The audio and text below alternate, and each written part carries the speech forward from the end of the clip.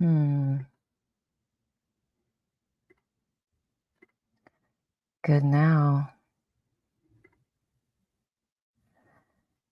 I was trying to do something different, but I kind of messed that up, but it's all good. Good now. For those of you joining for the first time, welcome.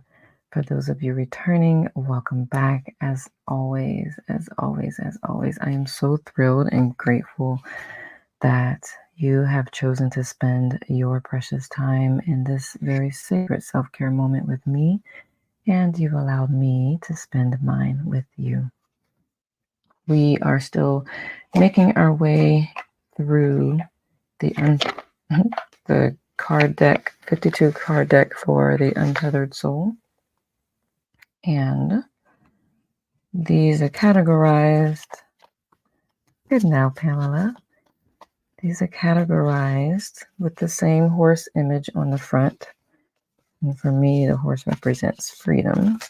I'd love to hear what it represents for you. Um, freedom, strength, so many different things. Let's see. Awakening consciousness is the category for this one. And it reads, break the habit of thinking that the solution to your problems is to rearrange things outside. The only permanent solution to your problem is to go inside and let go of the part of you that seems to have so many problems with reality. Yeah, easier said than done, but doable. I'll read it one more time. Break the habit of thinking that the solution to your problems is to rearrange things outside. The only permanent solution to your problems is to go inside and let go of the part of you that seems to have so many problems with reality. Problems with reality. What does that mean to me? What comes to mind with regard to that?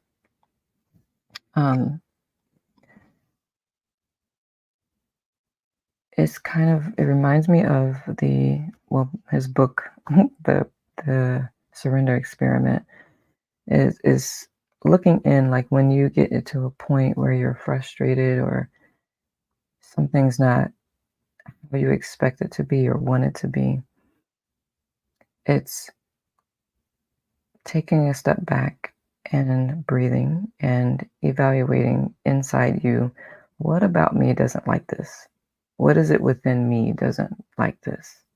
It kind of reminds me of also if you're familiar with positive intelligence quotient, PQ. So I'm a PQ coach, and Shirzad, who created it, it's a science-based, neurology-based program, and he talks about your sage, which is really your higher self, and he talks about your judge, which is part of your ego who will tell you this situation's not right, or will tell you this isn't fair, or this shouldn't be this way. That's the judge part of you.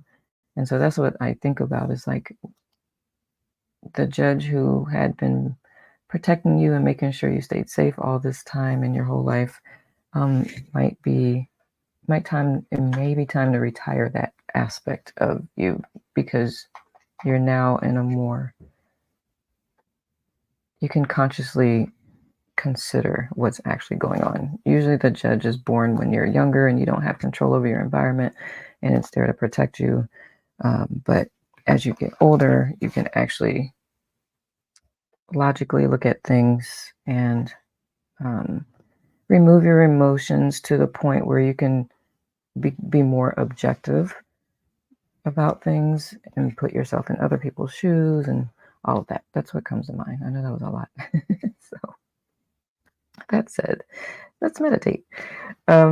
Meditate, consider, contemplate on moments, situations, experiences that your judge may be saying, this isn't. I'm going to just read for those who are not on YouTube. Pamela states, going within self and doing the hard work on yourself is the key. Absolutely. Absolutely. And a lot of, I need to just put you on the show, Pamela. We could have a whole conversation, I feel like. um, People can avoid that without realizing they're avoiding it. That was me for a long time. I didn't even realize I was avoiding dealing with stuff. I just was pushing through every day. But I'm not going to go into a whole episode right here because I want to respect your time. But thank you for that. That was really good and very, very true. So that said, let's get meditating. For those of you joining for the first time, I practice transcendental meditation, which is information about that's in the description if you haven't really formalized your practice or if you want to formalize a practice. I don't know if formal is the right word, but have something consistent and measurable. Transcendental meditation is good for that because there's been many, many studies around it, like scientific studies around its benefits. Otherwise, I'm open to whatever form of meditation you choose to practice meditating with me. I appreciate it. I want to celebrate it. And the best way I can support you in your practice is if you post in the comments, either if you're live with me, like Pamela, or if you catch this after the fact and meditate with me after I'm airing, post in the comments afterwards, and I will be sure to reply and celebrate with you. Um, and celebrate with you for being consistent in your practice, just because I know what it does for you internally and for your environment. So, that said, I have the time so that you can relax deeply into your meditation and not worry about anything but receiving all of the goodness that comes from it. And uh, 20 minutes. So, I got a timer. I keep saying time. I don't have the time. I've got the timer. So 20 minutes, and I'll come back on and we'll close out the session. So happy meditation. I will see you on the other side.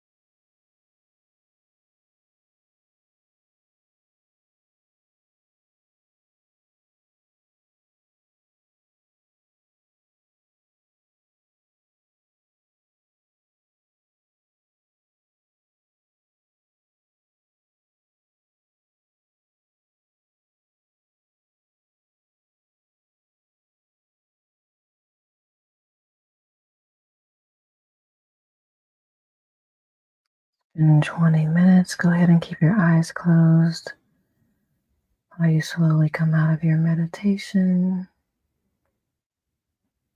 Wake up your body. You can wiggle your toes, shimmy your shoulders, put a smile on your face, rotate your neck.